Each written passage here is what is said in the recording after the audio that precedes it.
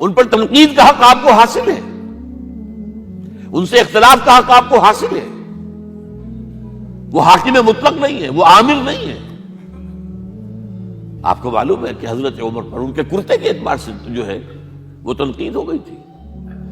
تنقید کرنے والا کون تھا؟ سلمان فارسی رضی اللہ تعالی عنہ، جن کے بارے میں حضور نے فرمایا سلمان منا اہل البیت، یہ تو ہمارے اہل بیت میں سے ہے، اتنا قریب.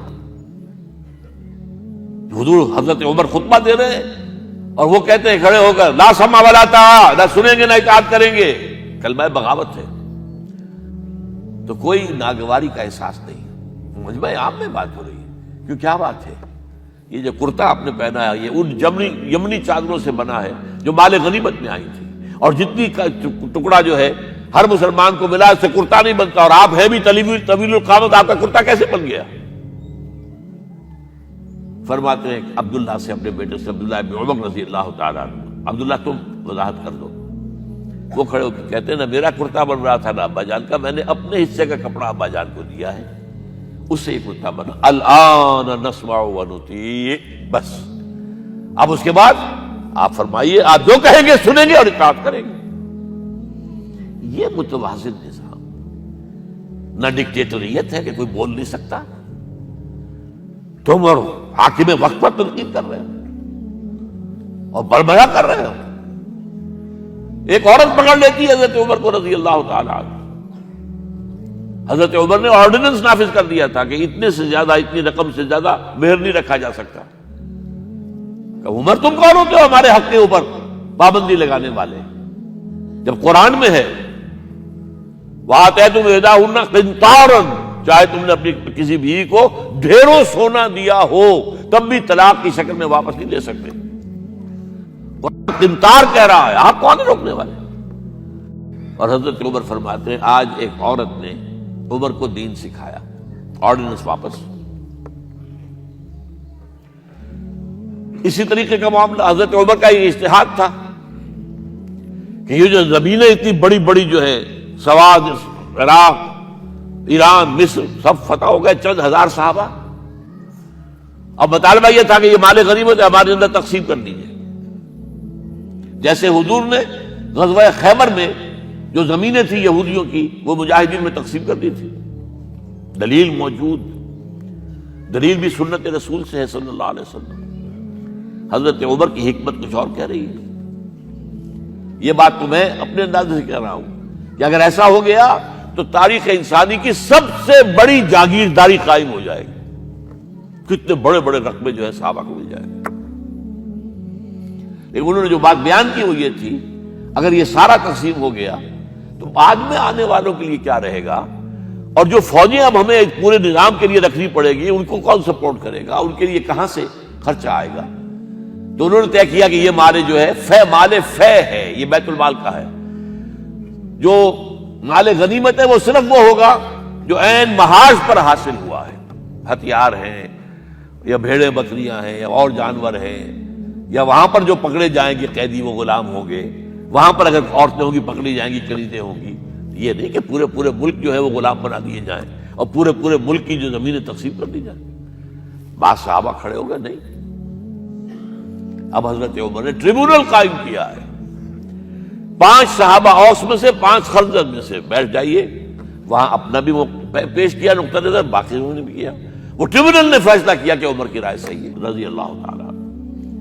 یہ نظام سید القوم خادمہم، یہ اگر کوئی کہتا، اگر یہ مثالیں نہ ہوتی تو کہتے کیا تمہارا دماغ خراب ہوا ہے، یہ شاعری تو تم نے اچھی کر دی ہے، سید القوم خادمہم کبھی ہوا ہے؟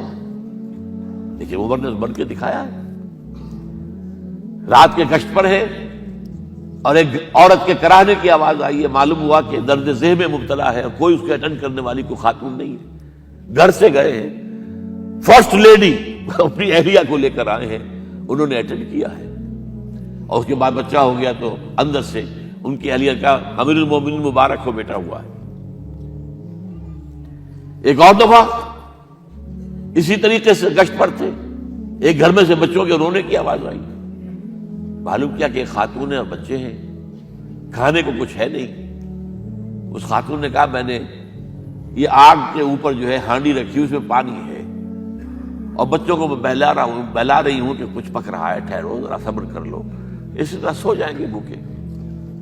کانپ گئے حضرت عمر، گئے بیت المال سے اور بوری گندم کی لے کر اپنے کندھے پر، اپنے غلام سے کہا میرے کندھے پر رکھا، اس نے کہا میں لے چلتا ہوں حضور۔ نہیں، قیامت کے دن تم میرا بوجھ نہیں اٹھا سکو گے۔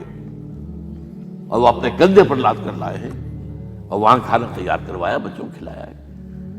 یہ نظام، یہ ہے رحمت للعالمینی کا مظہر۔ یہ جان لیجئے سیرت محمدی صلی اللہ علیہ وسلم کے جب آپ مطالعہ کرتے ہیں کہ وہ سارا انقلابی جدوجہد کا دور ہے، اس میں ابھی نظام کی جو خوبیاں ہیں وہ پورے طور پر سامنے نہیں آئی تھی۔ ابو بکر صدیق رضی اللہ تعالیٰ عنہ کا دور خلافت جو ہے وہ بھی کاؤنٹر ریولوشنری موومنٹس کو ختم کرنے میں صرف ہو گیا ہے، جسے انگریزی میں کہتے ہیں للی ان بلوم، نظام اسلام۔ اسلام کا نظام عدل اجتماعی جو ہے ایک کھلے ہوئے پھول کی طرح نظر آئے گا حضرت عمر رضی اللہ تعالیٰ عنہ کے دور خلافت میں۔ مساوات کا اندازہ آپ کر سکتے؟ کوئی خلیفہ وقت سفر کر رہا ہے بیت المقدس کا، کتنے کئی سو میل، میرے کم سے کم 500 میل تو ہوگا مدینے سے بیت المقدس۔ ایک اونٹنی ہے، ایک خادم ساتھ ہے، اسی اونٹنی کے اوپر راشن بھی ہے راستے کا، لہذا ایک وقت میں ایک آدمی سوار ہو سکتا ہے، دو نہیں۔ ایک منزل خلیفہ اوپر بیٹھے ہیں اور خادم آگے چل رہا ہے نکیل پکڑ کر، ایک اگلی منزل میں خادم اوپر بیٹھا ہے اور خلیفہ آگے جو ہے نکیل پکڑ کر چل رہے ہیں۔ جب آخری منزل آئی تو وہ خادم کی باری تھی اوپر بیٹھنے کی، اس نے ہاتھ جوڑ دیے کہ خدا کے لیے لوگ کیا کہیں گے، مجھے کہیں گے تمہاری یہ جرت۔ فرمایا نہیں، الدور دورک، نہیں، یہ تو حساب کا معاملہ ہے، میتھمیٹکس کا معاملہ ہے، یہ تمہاری باری ہے، بیٹھو۔ یہ بلندیاں، یہ عظمتیں، یہ عدل، یہ انصاف، اور پھر یہ کہ بوریا نشین، کوئی محل نہیں۔ ایک آیا ایرانی مدینے میں چکر لگایا، کوئی انہیں محل نظر نہیں آیا، اسے پوچھا ہے اینا ملککم، تمہارا بادشاہ کہاں ہے؟ جواب دیا گیا لیس لنا ملک بل لنا امیر، ہمارا کوئی ملک نہیں ہے، بادشاہ نہیں ہے، ہمارا امیر ہے۔ کہاں ہے تمہارا امیر بھائی؟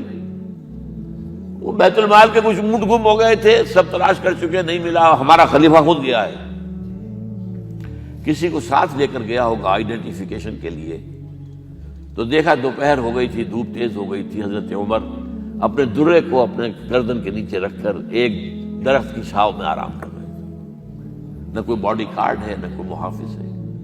انہیں وہی کھڑے ہو کر کہا اے عمر، تم انصاف کرتے ہو تو تمہیں کوئی ڈر نہیں ہے، اور ہمارے بادشاہ خون پیتے ہیں لوگوں کا، وہ کانپتے رہتے ہیں، انہیں اونچی اونچی فصیلیں چاہیے، بڑے بڑے فوجی چاہیے، انہیں تو بہت اسکواڈز چاہیے کہ جو ان کی حفاظت کریں۔